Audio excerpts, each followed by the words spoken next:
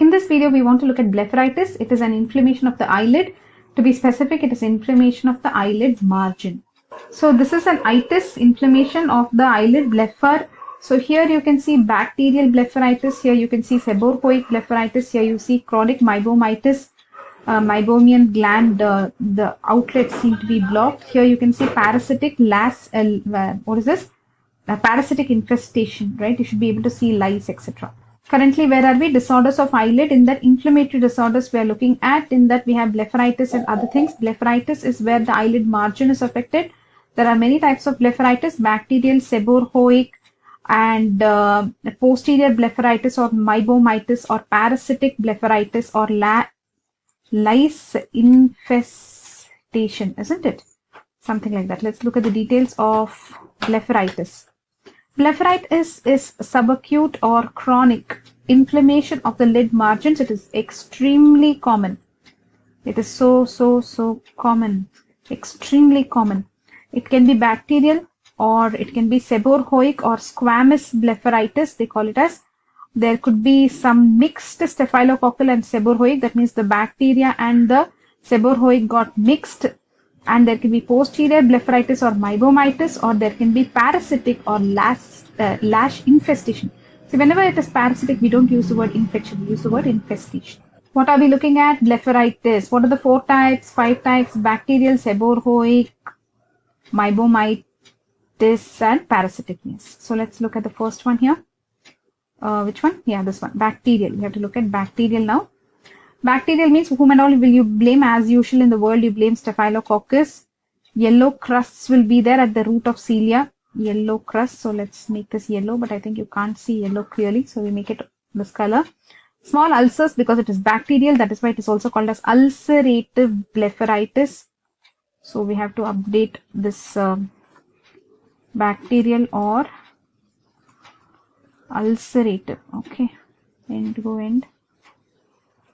Ulcerative blepharitis. Okay. There are small ulcers which bleed easily, which when you remove the crusts, they will bleed easily.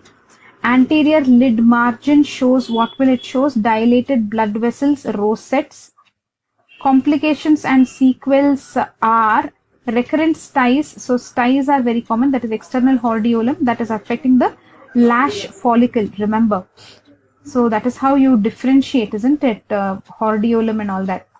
See, if it is lash follicle is affected, that is the gland of Zeiss or gland of mole. If these two are affected, then it becomes external hordeolum or style, right? If it is meibomian gland which is affected, then it becomes a chalazion or an internal hordeolum. Chalazion itself, if it gets infected, it will become internal hordeolum. Remember, chalazion and internal hordeolum are connected to the meibomian gland.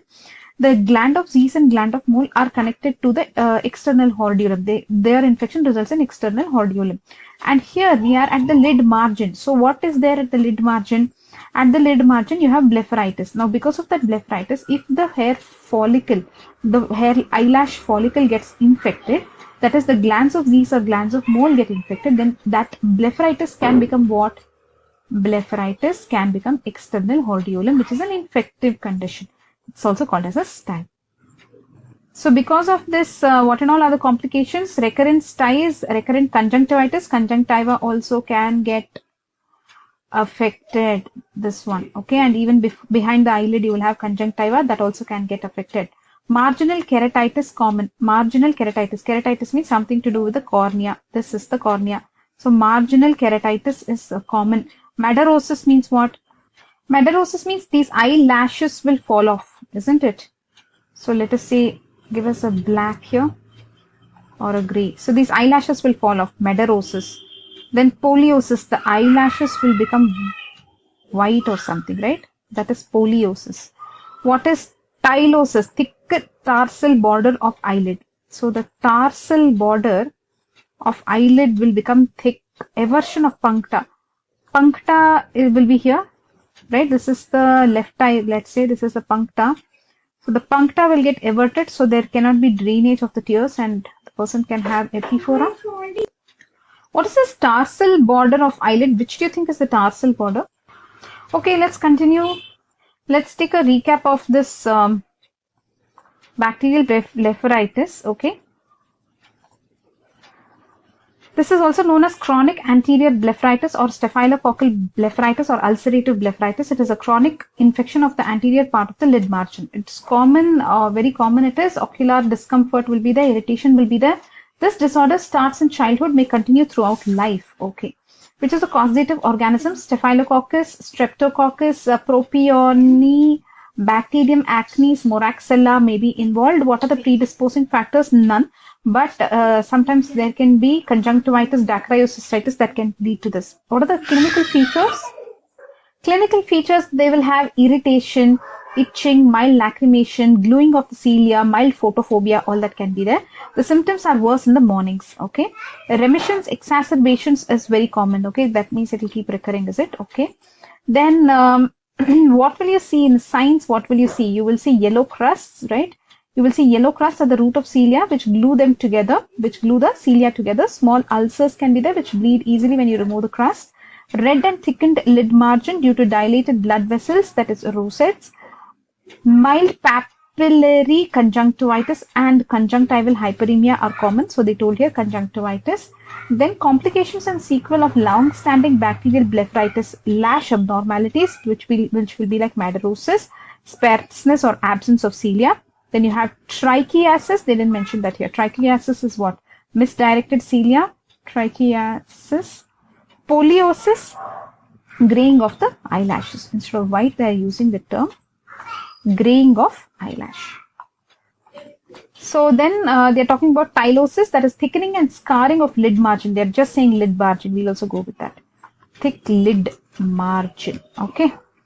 Thick and scarring also. Eversion of puncta leading to epiphora. Yes. Eczema of skin and ectropion may develop due to prolonged watering. So eczema of skin because of this epiphora, because of this watering from the eye, the skin here might undergo eczema all the time, water. Then ectropion means the lid may turn outward, right? That is ectropia. Then recurrent styes that we have mentioned here. Then marginal keratitis. We told you marginal keratitis is common.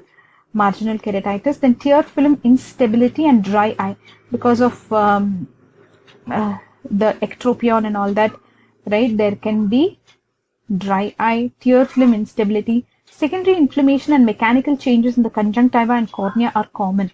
So inflammation of conjunctiva, cornea are common because of intimate relationship between the lid margin and the ocular surface. Now, how will you treat this? Treatment. We're talking about treatment of bacterial blepharitis. So obviously, what will you do? Specific, if you talk about, it will be antibiotics, right? Okay, let us look at this. First, they're telling hygiene. Okay. Then they're talking about warm compress, crust removal, avoid rubbing of the eye, etc. Then antibiotics. They're speaking about oral antibiotics, eye ointment, eye drops, antibiotics, etc., etc. They have given all this. Erythromycin, doxycycline may be useful, but what is the primary choice? Okay, we'll go with this erythromycin, doxycycline. Okay. In patients who have papillary conjunctivitis, so if they have papillary conjunctivitis, behind the eyelid also there's conjunctiva. Okay, think about that, and that's papillary conjunctivitis, let's say there. Then if they have marginal keratitis and if they have fly tenulosis, right, that is because of endogenous antigen, right? Because of all that, if it is all this is there, they can add weak topical steroids. Okay. Then ocular lubricants, artificial teardrops, all that standard you will write for all eye cases, right? That's it about bacterial blepharitis. Still we have how many to cover? We have squamous blepharitis or seborrheic blepharitis to cover. We have posterior blepharitis or meibomitis to cover. And then we also have parasitic blepharitis or lash infestation to cover. Shall we go to seborrheic or squamous blepharitis? Okay.